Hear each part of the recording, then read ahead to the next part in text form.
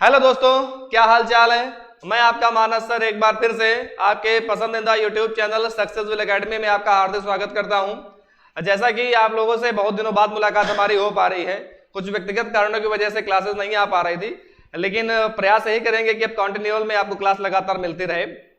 Last class में हम लोगों ने पैसिव वॉइस के जो बेसिक कॉन्सेप्ट था असर्टिव सेंटेंस को हमने पढ़ लिया था, उसकी फिक्स प्रीपोजिशंस क्या होती है उनके बारे में भी हम लोगों को पता चल गया था। आज कुछ असर्टिव सेंटेंस की एक्सरसाइज मैं आपके लिए कराने आया हूं। एक्सरसाइज करना बहुत जरूरी है क्योंकि तब मालूम चलता है कि नियम हमको सही से समझ में आ रहे हैं कि नहीं आ रहे हैं, और कुछ नियम तो ऐसे होते हैं जो सेंटेंस को देखकर याद आते हैं, इसलिए एक्सरसाइज को करना बहुत ही ज्यादा जरूरी है। तो आज कुछ 10 या 11 सेंटेंस आपके सामने होंगे, मैं नियम भी बताऊंगा, मैं लॉजिक भी बताऊंगा कि कैसे आपको करना है। तो उसके लिए आप बिल्कुल परेशान मत होइएगा, बस आप वीडियो को आखिरी तक देखिएगा, स्किप ना करिएगा। और अगर सेशन आपको पसंद आया हो तो लाइक से सब्सक्राइब ना किया हो तो कर दीजिएगा, और जहां तक वीडियो को पहुंचाना है आप पहुंचा दीजिएगा, ठीक है। तो आज हम लोग करेंगे एक्सरसाइज असर्टिव सेंटेंस की। असर्टिव सेंटेंस करेंगे एक्सरसाइज, देखिएगा आपके सामने कुछ सेंटेंस में लेकर आया हूं, थोड़ा ध्यान देने का प्रयास करिएगा कि कैसे सेंटेंस लिखे हुए। पहले नियम भी बता देंगे और लॉजिक बता देंगे, क्योंकि ये टॉपिक असर्टिव में पढ़ना है, एक्टिव वॉइस और पैसिव वॉइस का। तो सबसे पहले आपको ये मालूम होना चाहिए कि सेंटेंस एक्टिव में लिखा है कि पैसिव में लिखा है, क्योंकि कंपटीटिव एग्जाम में कभी ये लिख के नहीं आता चेंज इनटू एक्टिव और चेंज इनटू पैसिव, उसमें लिख के आएगा चेंज इनटू वॉइस। ये आपको आइडेंटिफाई करना होगा कि एक्टिव में लिखा है कि पैसिव में लिखा है, और कैसे आइडेंटिफाई करेंगे उसका तरीका मैंने आपको बता रखा था कि अगर सामने लिखे सेंटेंस का टेंस मालूम है, एक्टिव इज इक्वल टू क्या बताया था, टेंस। अगर टेंस मालूम हो रहा है तो सेंटेंस किसमें लिखा है, एक्टिव में, और अगर सामने लिखे सेंटेंस का टेंस नहीं मालूम हो रहा है तो वो किसमें लिखा हुआ है, वो पैसिव वॉइस में लिखा हुआ है। अगर टेंस मालूम हो रहा है तो एक्टिव वॉइस में है, और टेंस अगर नहीं मालूम हो रहा है तो वो पैसिव वॉइस में लिखा हुआ है, ठीक है। आपको सिंपल सा देखिए, मैंने कई बार इस चीज को बताया है, मैं आपसे फिर बता रहा हूं, उनकी बुद्धि को नहीं चेक करना है कि उन्होंने क्या किया है क्या नहीं किया हुआ है। कभी भी पेपर करते समय चारों ऑप्शन नहीं चेक किए जाते, चारों ऑप्शन कभी नहीं चेक करना है कि देख लें उन्होंने तो नहीं, ऐसा ना हो कि पहला गलत, दूसरा गलत, तीसरा गलत, हो सकता है चौथा भी तो नहीं गलत हो गया। उनकी बुद्धि पे शंका नहीं करनी, ऑप्शन आपको 3 ही चेक करने हैं। और आपको सबसे पहले एक्टिव वॉइस करते समय बिल्कुल खास तौर पे ध्यान देना है कि टेंस में परिवर्तन नहीं होना चाहिए। अगर एक्टिव प्रेजेंट में लिखा हुआ है तो पैसिव भी प्रेजेंट में होगा, एक्टिव पास्ट में लिखा हुआ है तो पैसिव भी पास्ट में होगा, एक्टिव फ्यूचर में लिखा हुआ है तो पैसिव भी फ्यूचर में होगा। इस बात को आप लोग याद करिएगा। हाँ, पढ़ाने से पहले जो लोग टीजीटी और पीजीटी की तैयारी कर रहे हैं, AEES के फॉर्म आ गए टीजीटी पीजीटी के, डालना चाहे डाल सकते हैं, 16 जून उसकी लास्ट डेट है। अच्छा फॉर्म है, जो लोग भी तैयारी कर रहे हैं टीजीटी पीजीटी की, या उसमें एक लाइब्रेरियन की भी पोस्ट है जिसने बीलिव वगैरह किया हुआ है तो वो उसमें डाल सकता है, ठीक है। ये जनरल न्यूज थी आपके लिए। आइए, जैसे पहला क्वेश्चन लिखा हुआ है, पहला क्वेश्चन पहले समझ के देखते हैं कि क्या है। पहले मैं आपको लॉजिक बताता हूं, फिर तरीका बताता हूं। देखो लिखा क्या हुआ है, लिखा है कि वी एक्सपेक्ट गुड न्यूज। तो सबसे पहले ये देखना है कि एक्टिव में है कि पैसिव में। टेंस मालूम होगा तो एक्टिव में, टेंस मालूम नहीं होगा तो पैसिव में, ये मैंने आपको बता रखा है। लिखा हुआ है एक्सपेक्ट। एक्सपेक्ट कौन सी फॉर्म है, फर्स्ट फॉर्म है। एक्सपेक्ट कौन सी फॉर्म है, फर्स्ट फॉर्म है। फर्स्ट फॉर्म का मतलब टेंस हो गया मेरा प्रेजेंट का इंडेफिनिट। अभी मैं बता रहा हूं कैसे समझना है, उसके बाद 2 सेकंड नहीं लगेंगे, अब एक्टिव से पैसिव निकाल लेंगे ऑप्शन से। 2 सेकंड के विदिन आप एक्टिव से पैसिव ऑप्शन में निकालेंगे, कुछ करना ही नहीं होता है, पेन नहीं उठाना पड़ेगा, पेन नहीं उठाना पड़ेगा आपको सेंटेंस ऐसे ही आपका सॉल्व हो जाएगा, ठीक है। तो प्रेजेंट इंडेफिनिट लिखा है, मतलब मुझे टेंस इसका मालूम है। टेंस क्या है, इसका मालूम है, तो मतलब इसका मुझे टेंस मालूम है तो एक्टिव है। तो एक्टिव है तो इसका क्या बनाना है, पैसिव बनाना है। एक्टिव है तो इसका क्या बनाना है, पैसिव बनाना है। तो कौन सी फॉर्म लिखी हुई है, फर्स्ट। मैंने आपको बताया कि फर्स्ट फॉर्म का पैसिव कहां जाता है, इज एम आर के साथ थर्ड फॉर्म में जाता है। ये मैंने आपको लिस्ट बनवाई हुई है, जो मैंने लिस्टें बनवाई हैं, अगर वो आपने दिमाग में रखी हुई है तो पैसिव वॉइस जिंदगी में कभी गलत नहीं होगा। जो लिस्टें मैंने बनवाई है उसको अगर याद कर लिया है तो जिंदगी में पैसिव वॉइस कभी गलत नहीं होगा। तो फर्स्ट फॉर्म का पैसिव किसमें जाता है, इज एम आर के साथ थर्ड फॉर्म में जाता है। आपको मालूम है कि पैसिव वॉइस में आज तक ऐसा कोई सेंटेंस नहीं बना है जिसमें वर्ब के थर्ड फॉर्म का प्रयोग ना किया गया हो। पैसिव वॉइस में हमेशा वर्ब की थर्ड फॉर्म लगेगी। एक्टिव वॉइस में 5 प्रकार की क्रिया हो सकती है, वर्ब की फर्स्ट फॉर्म भी हो सकती है, सेकंड भी हो सकती है, थर्ड भी हो सकती है, वर्ब में एस भी हो सकता है, वर्ब में आईएनजी भी हो सकती है। But in passive voice there is always third form, always third form. Third form के अलावा और कुछ नहीं होगा, ठीक है। आपको करना क्या है, आपको देखना है कि सेंटेंस में कैसे हम लोग एक्टिव से पैसिव वॉइस निकालेंगे। ये तो हो गया नियम हो गया। अब देखो मैं लॉजिक बताता हूं आपको। पैसिव वॉइस जब भी करना है तो मेन वर्ब की फॉर्म को पकड़ना है। जब भी पैसिव वॉइस करना है तो क्या करना है, मेन वर्ब की फॉर्म को पकड़ना है। मैंने देखा क्या लिखा हुआ है, फर्स्ट फॉर्म। फर्स्ट फॉर्म किसमें जाती है, इज एम आर के साथ थर्ड फॉर्म में जाती है। फर्स्ट फॉर्म का पैसिव वॉइस किसमें जाता है, इज एम आर के साथ थर्ड फॉर्म में जाता है। इज एम आर किसमें लगा, पहले ऑप्शन में, मतलब खत्म, तीनों चेक नहीं करने। समझ में आया, बहुत जल्दी हो गया क्या, बहुत जल्दी नहीं हो गया। मैंने देखा वर्ब की फर्स्ट फॉर्म लिखी हुई है, वर्ब की फर्स्ट फॉर्म का पैसिव किसमें आता है? इज एम आर में। इज एम आर कौन से ऑप्शन में? पहले ऑप्शन में ही है, मतलब बाकी के ऑप्शन हो ही नहीं सकते। लेट का मतलब नहीं, लेट का मतलब नहीं, expecting good news from them मतलब ही नहीं होता है। तो आपको लॉजिक के साथ नियम भी लगाना है, वहां पर अपने ज्ञान का प्रदर्शन नहीं करना है कि मैं चारों ऑप्शन चेक करूंगा, ये नहीं करना है। चारों ऑप्शन नहीं चेक करना है, आपको वो ऑप्शन चेक करना है जो सही अथवा गलत है। तो इसमें सही ऑप्शन हमको क्या मिला? पहला ऑप्शन। क्यों? क्योंकि वर्ब की फर्स्ट फॉर्म का पैसिव किसमें आता है? इज एम आर में जाता है। ठीक, वही नियम कहां लगेगा? वो नियम लगेगा आपको सेकंड वाले में, देखो लिखा है सेकंड क्या लगेगा? The teacher gave. गेव कौन सी फॉर्म है? सेकंड फॉर्म है। गेव कौन सी फॉर्म है? सेकंड। सेकंड फॉर्म का पैसिव वाज किसमें जाता है? वाज या वर में जाता है। आपको मालूम है कि सेकंड का पैसिव किसमें आता है? वाज या वर में जाता है। अब देखो वाज या वर चारों में लिखा हुआ है, वाज या वर चारों में लिखा हुआ है, तो बात समझ में आ रही है। इसमें डुअल ऑब्जेक्ट है, मी भी है और आ जनरल भी है, तो इसमें मी वाला भी देख लो और जनरल वाला भी देख लो। ठीक है, आप समझो क्या लिखा हुआ है। मैंने आपसे हमेशा कहा था कि जब कभी भी लिविंग या नॉन लिविंग होगा तो हमेशा लिविंग वाले को उठाएंगे। लिविंग या नॉन लिविंग होगा तो क्या करेंगे? हमेशा लिविंग वाले को उठाएंगे, ये मैंने आपको बताया था। ठीक है, तो आई वॉज गिवन, देखो मैंने कहा था लिविंग वाले को उठाना है, तो आई वॉज गिवन क्या बचा? A journal to read by my teacher, मतलब कौन सा ऑप्शन सही हो गया? पहला ऑप्शन सही हो गया। बात समझ में आई? कौन सा ऑप्शन सही है? पहला ऑप्शन सही है। इस बात को हमेशा याद रखिएगा कि जब कभी भी हम लोगों को लिविंग और नॉन लिविंग ऑप्शन को होगा तो प्रायोरिटी हमेशा कौन से ऑप्शन को दी जाएगी? प्रायोरिटी हमेशा लिविंग ऑप्शन को दी जाएगी। कौन सा ऑप्शन सही हो जाएगा?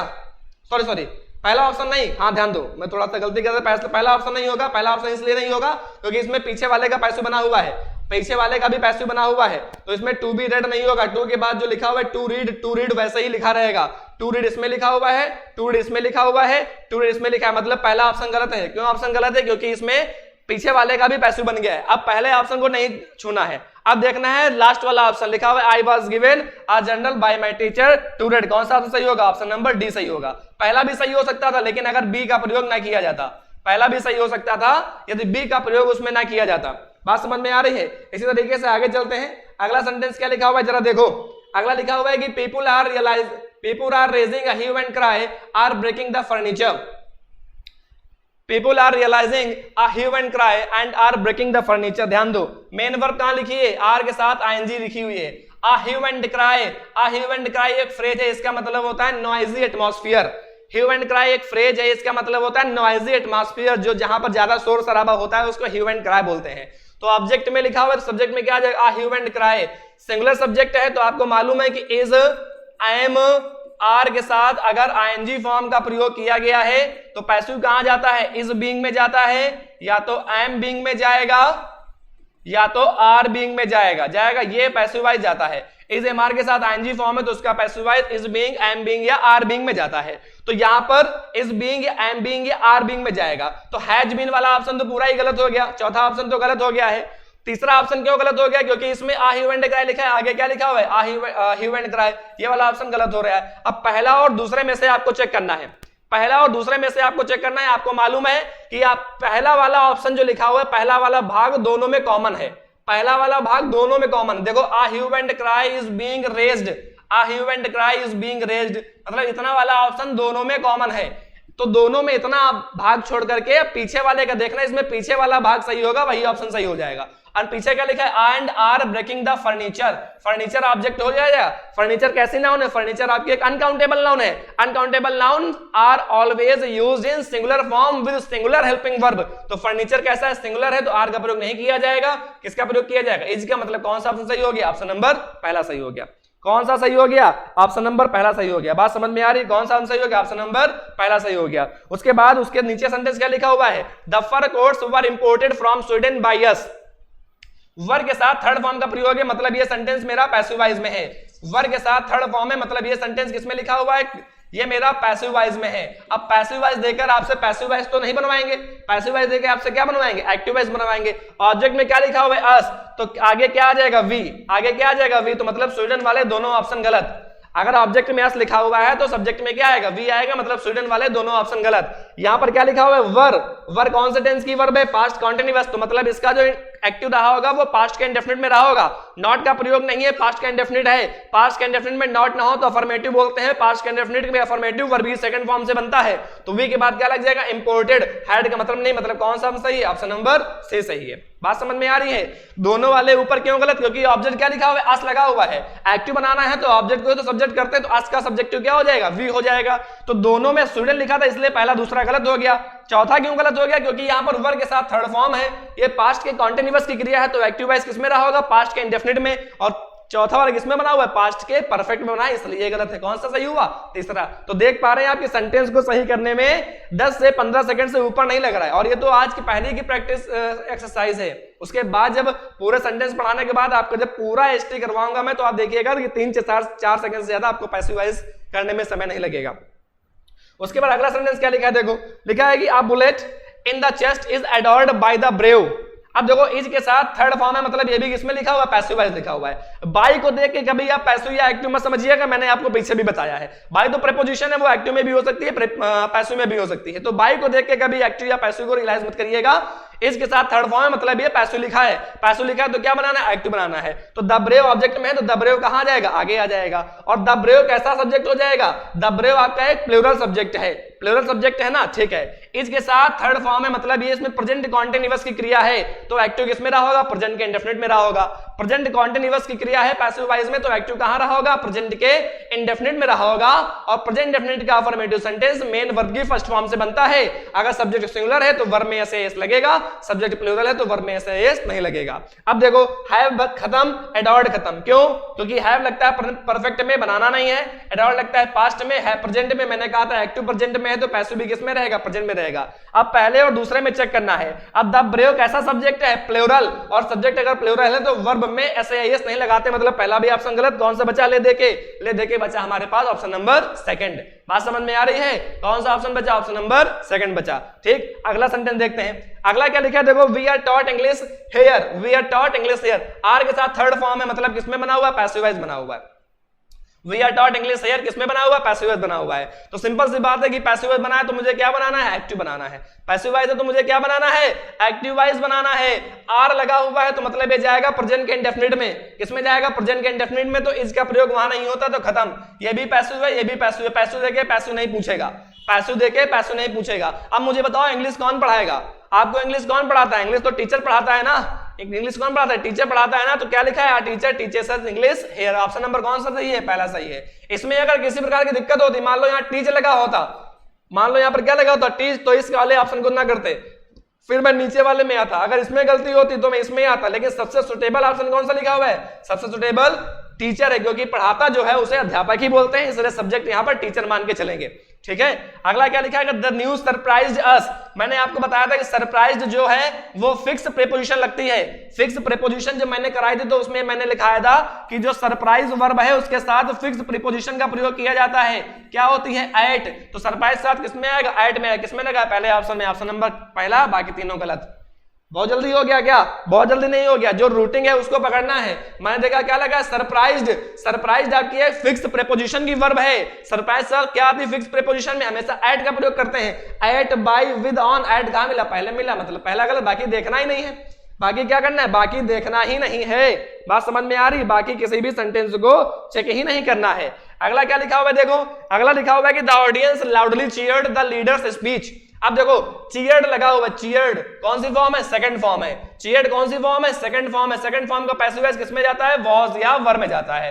सेकंड फॉर्म का पैसिव किसमें जाता है? वॉज या वर में जाता है। तो देखो वॉज या वर किसमें लगा है? सेकंड वाले ऑप्शन में किसी भी प्रकार की वर्ब का प्रयोग नहीं है। थर्ड वाले ऑप्शन में भी किसी एक्टिव में है, ये भी किसमें लिखा है? एक्टिव में। तो मतलब दूसरा और तीसरा गलत हो गया। अब पहले में भी वॉज का प्रयोग किया गया है, दूसरे में भी वॉज का प्रयोग किया गया है। अब देखना है कि कौन सा ऑप्शन सही है। यहां पर क्या लिखा है? लीडर्स स्पीच लिखा है। यहां पर क्या लिखा था? स्पीच ऑफ द लीडर, मतलब उसके पजेसिव केस में परिवर्तन किया गया है। और मैंने कहा था कि जब भी पैसिव केस बनाएंगे तो केवल परिवर्तन कहां होगा? एक्टिव से पैसिव में और पैसिव से एक्टिव में। तो मतलब कौन सा ऑप्शन सही है? पहला वाला। लीडर्स स्पीच लिखा है ऑब्जेक्ट में, तो सब्जेक्ट में भी क्या आएगा? लीडर्स स्पीच ही आएगा। सब्जेक्ट में भी क्या आएगा? लीडर्स स्पीच ही आएगा। बात समझ में आ रही है? अगला वन वर्ड क्या लिखा है? देखो सॉरी, अगला पैसिव क्या लिखा है? Someone is following us. Is के साथ आईएनजी है। अभी मैंने कहा है कि इज एमआर के साथ आईएनजी होती है तो उसका पैसिव वॉइस कहा जाता है? उसका पैसिव वॉइस जाता है इज बीइंग में, एम बीइंग में या आर बीइंग में। ये मैंने आपको लिस्ट बनवाई है, लिस्ट जरूर याद कर लें। ठीक है, तो अस का सब्जेक्टिव क्या हो जाएगा? वी। सब में वी लगा हुआ है तो आर के साथ आईएनजी लगेगा। आर के साथ आईएनजी पहले वाले में है? नहीं है। यहां पर भी आईएनजी का है, यहां बीइंग है, यहां बीइंग है, यहां भी नहीं, मतलब पहला और चौथा गलत, क्योंकि पैसिव वॉइस आर के साथ बीइंग में जाएगा। और ये प्रेजेंट में लिखा हुआ है। अगर एक्टिव प्रेजेंट में है तो पैसिव भी किसमें रहेगा, प्रेजेंट में। मतलब कौन सा ऑप्शन सही, ऑप्शन नंबर बी। डी क्यों गलत है, क्योंकि इसमें क्या लग गया, वर। ये प्रेजेंट है, ये पास्ट नहीं हो सकता, तो कौन सा होगा, इसमें आर का प्रयोग किया जाएगा। इसमें किसका प्रयोग किया जाएगा, इसमें आर का प्रयोग किया जाएगा। आगे देखो क्या लगा हुआ है, आगे लगा है I was recommended another loyal. I was recommended another lawyer, was के साथ थर्ड फॉर्म में मतलब पैसिव लिखा हुआ है। वॉज के साथ क्या है, थर्ड फॉर्म में मतलब पैसिव वॉइस लिखा हुआ है। तो करना क्या है, वॉज लगा है तो ये किसमें जाएगा, पास्ट के इंडेफिनिट में, वर्ब की सेकंड फॉर्म से बनता है। नीचे वाला ऑप्शन गलत, क्योंकि वर्ब में एस लग गया, मतलब प्रेजेंट का इंडेफिनिट है। ठीक है, अब यहां पर आई सब्जेक्टिव है तो उधर क्या होना चाहिए, उधर क्या होना चाहिए, उधर ऑब्जेक्टिव में होना चाहिए ना। तो मतलब मी का प्रयोग होना चाहिए ऑब्जेक्ट में, मी का प्रयोग होना चाहिए ऑब्जेक्ट में। और पहले वाले में ऑब्जेक्ट में क्या लगा हुआ है, अनादर लिखा हुआ है, मतलब ये वाला ऑप्शन गलत। तो दूसरे और तीसरे में लिखा हुआ है मी का प्रयोग ऑब्जेक्ट में। ठीक है, दूसरा वाला क्यों गलत है, क्योंकि इसमें एक प्रीपोजिशन का प्रयोग एडिशनल कर दिया गया है। इसमें एक प्रीपोजिशन का प्रयोग एडिशनल कर दिया गया, मतलब कौन सा ऑप्शन सही है, ऑप्शन नंबर थर्ड सही है। Somebody recommended me and another lawyer, तो क्या हो जाएगा, I was recommended another lawyer. अगला वाला क्या लिखा है देखो, many a person has been saved from the man eaters by these hunters. Has been के साथ थर्ड फॉर्म मतलब पैसिव लिखा हुआ है, तो पैसिव लिखा है तो क्या बनाना है, एक्टिव बनाना है। ऑब्जेक्ट में क्या लिखा हुआ है, दीज हंटर्स, तो सब्जेक्ट में क्या आ जाएगा, दीज हंटर्स आ जाएगा। हैज बीन लिखा हुआ है तो इसका एक्टिव किसमें रहा होगा, हैज या हैव में रहा होगा। पैसिव वॉइस में हैज बीन है तो एक्टिव कहां जाएगा, हैज या हैव के साथ थर्ड फॉर्म। विल गलत, उसके बाद सेव गलत, सेव्ड गलत, कौन सा का सही, ऑप्शन नंबर डी सही है। तो इस तरीके से क्या है कि आपको ज्यादा समय नहीं देना है, आपको ज्यादा समय नहीं देना है, आपको खाली ये देखना है कौन सा ऑप्शन सही है। मेन बैकबोन होती है पैसिव वॉइस की, उसकी मेन वर्ब। मेन वर्ब को आप लोग पकड़ लेंगे तो किसी प्रकार की कोई दिक्कत नहीं होगी। और किसी को अगर ऑफलाइन कोचिंग के बारे में कोई जानकारी चाहिए, ऑफलाइन टेट या सुपर टेट के बैच पढ़ना चाह रहा है, तो आप लोग जानते भी होंगे, जो लोग नए जुड़े हैं उनके लिए बता रहा हूं मैं कि ऑफलाइन क्लासेस जो है वो पन्नालाल पार्क में एनरेस एकेडमी के नाम से फेमस हैं। आप किसी से भी पूछ लीजिएगा, आपको बता दिया जाएगा टाइमिंग क्या है। अगर आपको जाननी है तो आप कमेंट करके भी पूछ सकते हैं। सेशन अगर आपको अच्छा लगा हो तो लाइक शेयर सब्सक्राइब जरूर कर दीजिएगा, दूसरों तक ना पहुंचा हो तो जरूर पहुंचाइएगा। इतनी ही आपसे रिक्वेस्ट है, आपसे और कुछ नहीं चाहिए। आपका क्या चाहिए, आपका थोड़ा सा समय चाहिए। आप मुझे समय दीजिए, मैं आपको सिलेक्शन दूंगा, इस बात की पूरी गारंटी है। जिस भी एग्जाम की आप प्रिपरेशन कर रहे हो उसमें अगर इंग्लिश आती है तो कंफर्म मान के चलिए कि वो इंग्लिश का एक भी नंबर आपसे छूटेगा नहीं, ये मेरी जिम्मेदारी है। तो अभी के लिए क्या करते हैं, क्लास को यहीं पर समाप्त करते हैं। बाकी की बातें आपसे अगले वीडियो में होंगी। तब तक कि आप सभी स्वस्थ रहें, मस्त रहें। जय हिंद दोस्तों।